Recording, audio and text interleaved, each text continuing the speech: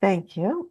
This one is, could you please elaborate about how this reality actually functions? I've heard you say that this reality is not real. Each of us is sitting in a room by ourselves talking to our own higher selves. If every person we interact with on this planet is our own version of them, do we ever actually interact with any real souls, or is everything just a reflection that each of us manifests? Everything in physical reality is a reflection of what you're manifesting, but you are interacting with real souls. It's just that in physical reality, you are interacting with your version of them, your creation of them, in the same way that when you talk to someone over your computer or your telephone, you are interacting with an electronic representation of them. So you're still interacting with a real being, but when you see somebody on your computer screen, you're not interacting with the actual being in that moment. You're interacting with an electronic presentation, electronic representation of them. So it's sort of like that. The idea that physical reality isn't real doesn't mean the experience isn't real, doesn't mean the connection isn't real. It's simply the methodology that we're describing about how you make that interface. We're simply saying the interface, in a sense, is one step removed, just because that's the nature of how physical reality is created. It's like you're creating a screen and receiving your version through your belief system filters of what that person represents to you, what that being represents to you, and they're doing the same with you. But you're still interacting with real beings on a higher level. It's just that you're deciding that you're going to interact with each other through this filter for the purpose of getting in touch with your belief systems and what you need to experience on your life path. That's just the way it works in physical reality because you're creating the simulation. So that's what you're doing, is you're using the simulation to get a reflection of what it is you're putting out so you can use it as a guideline to figure out what you need to focus on. But you're interacting with real souls, of course. So, why do people manifest things like abandonment, or being in love with someone that's not in love with them, or A all kinds of million things? different reasons. Again, case by case. Everyone has a different life path and everyone is learning different lessons. You have to take it on an individual basis. I can't give you a general answer that addresses every single case that you're bringing up. So, in the sense of having the attitude to have that you're manifesting things where people aren't cooperating the way you want, or whatever the behavior is from people you care about that are is not supportive of what you prefer, what is the best way to look at that in terms of how physical reality works? Well, first and foremost, always check in with yourself to make sure that you don't have expectations based on fear-based or negative beliefs that are out of alignment with the lessons you really need to learn in a situation like that.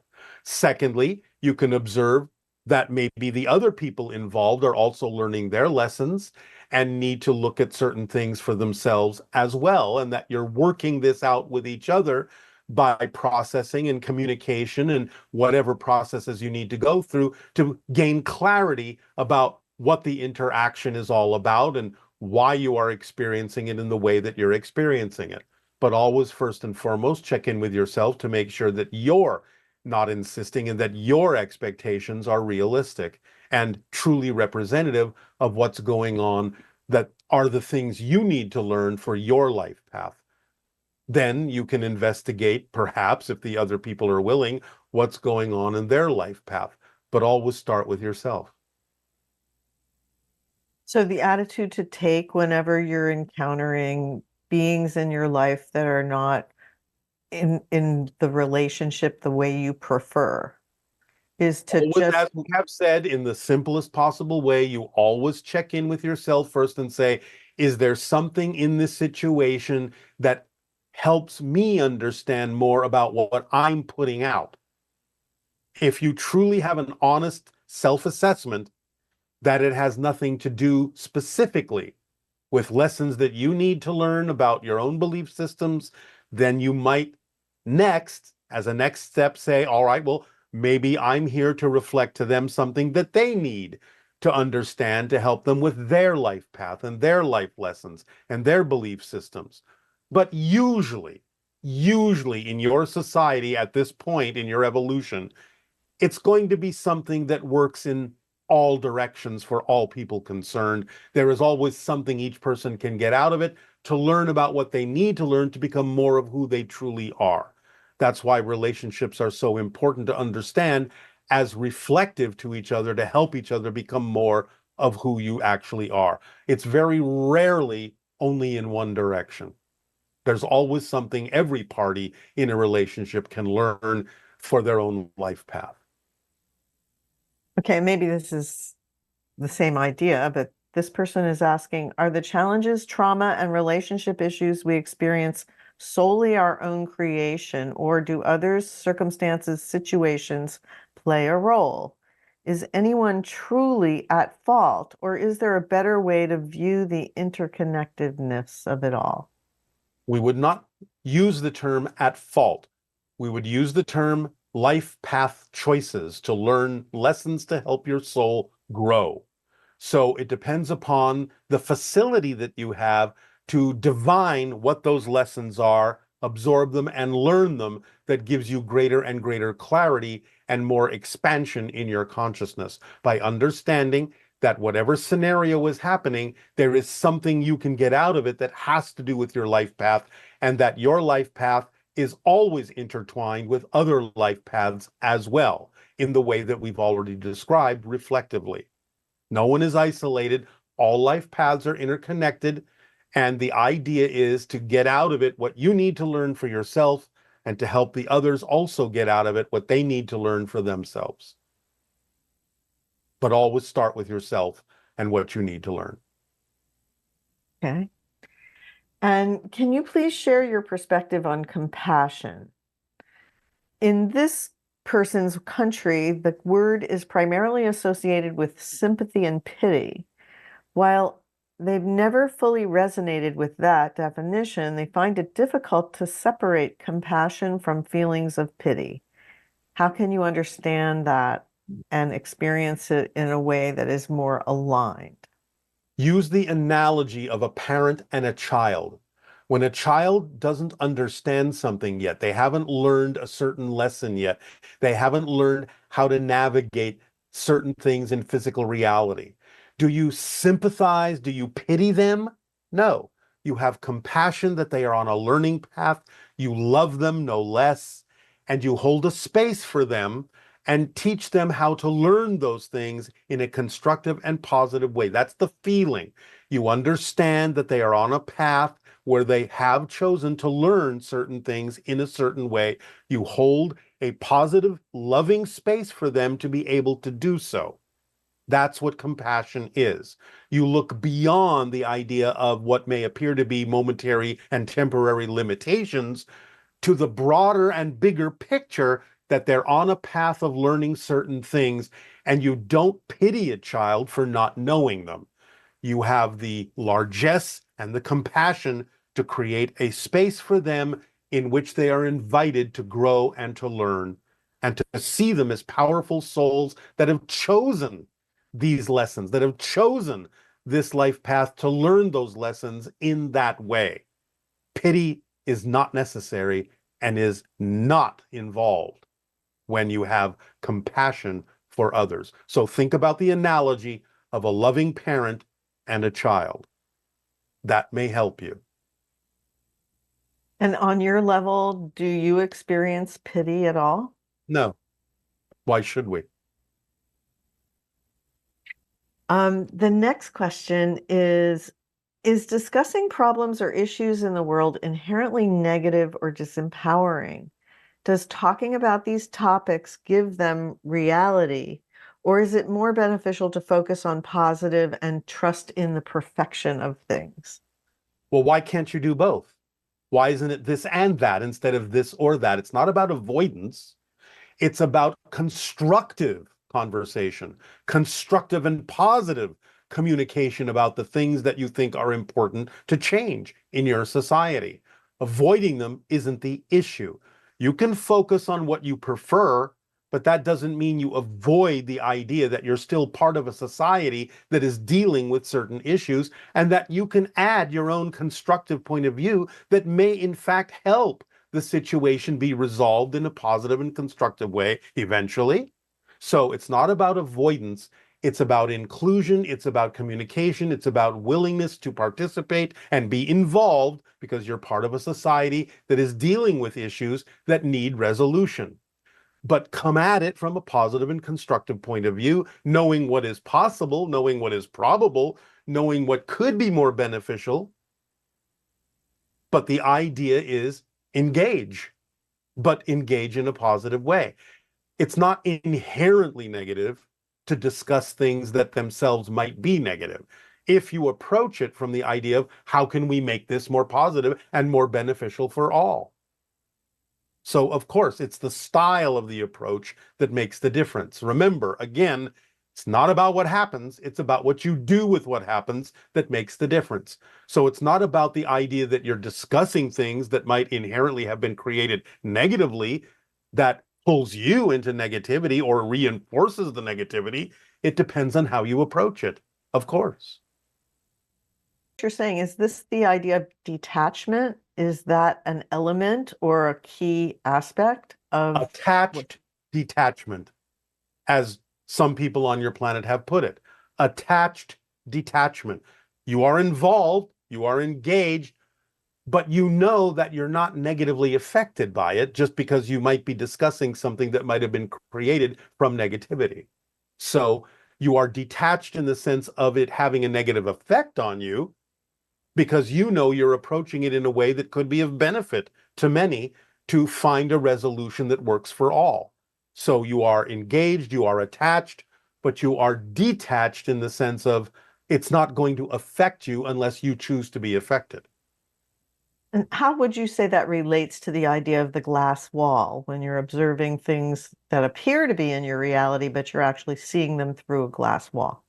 It's a direct analogy of what we just described. The glass wall is another way of saying attached detachment. You can observe, you can help, you can comment, you can interact, but it's not going to touch you because you are detached enough to know that you're the one that makes the choice as to what affects you because you're affecting yourself. The only thing you ever feel is your own energy. And if you know that, that's the glass wall.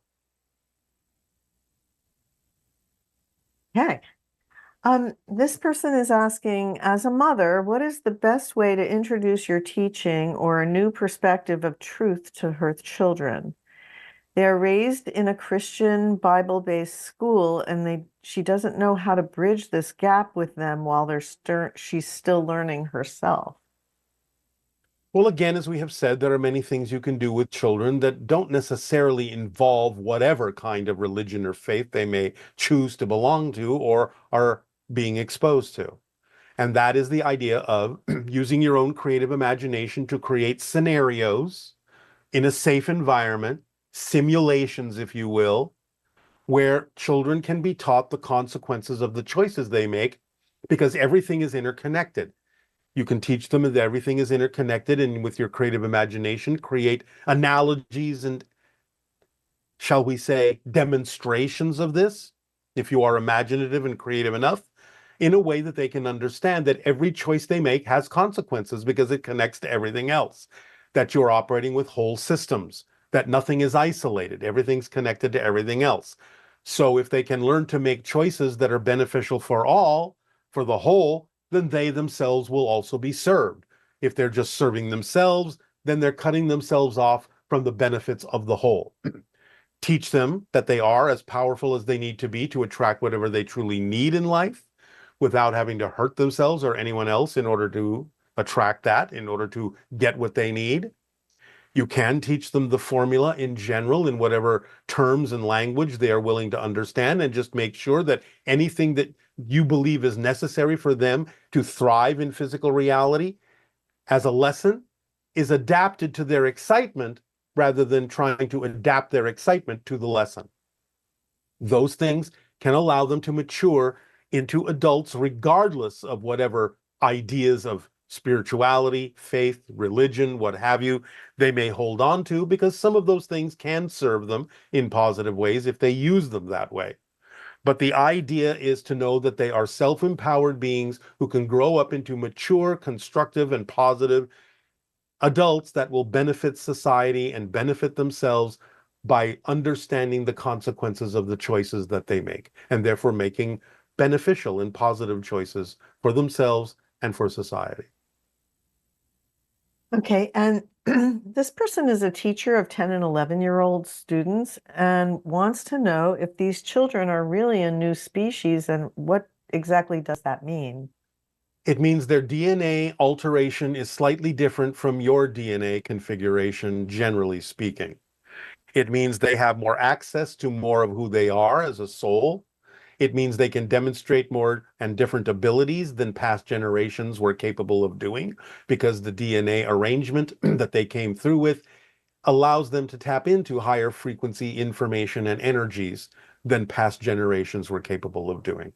And in that sense, they are a different species. And this person is a member of a Reddit group for experiencers, and the person who leads that group is associated with Stephen Greer. And it seems very legit and conscientious.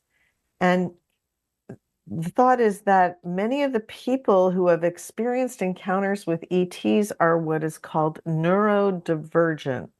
Like in a room of 100 experiencers, 90% of them will either be autistic or have ADHD or both. Why is it that so many of them who have had close encounters with ETs are neurodivergent? Because the soul knew that coming into physical reality would require an alteration of their focus so that they could, in a sense, not be so subjected to the general consensus reality, and therefore would have attributes that would make them more open to receiving higher frequency information from different dimensional realms, therefore acting as a model or a symbol or a representation of what exists in all Homo sapiens that can open up and allow them to experience open contact more easily and more readily. And I guess this is kind of connected, the idea that there are humans on Earth who have received genetic modifications by the Greys, and that makes them more compatible in certain ways with ETs. Yes. These people may also exhibit autistic traits and have trouble relating to other humans. Are these precursors? No, precursors were not born on Earth. You may be preparers, but that's different.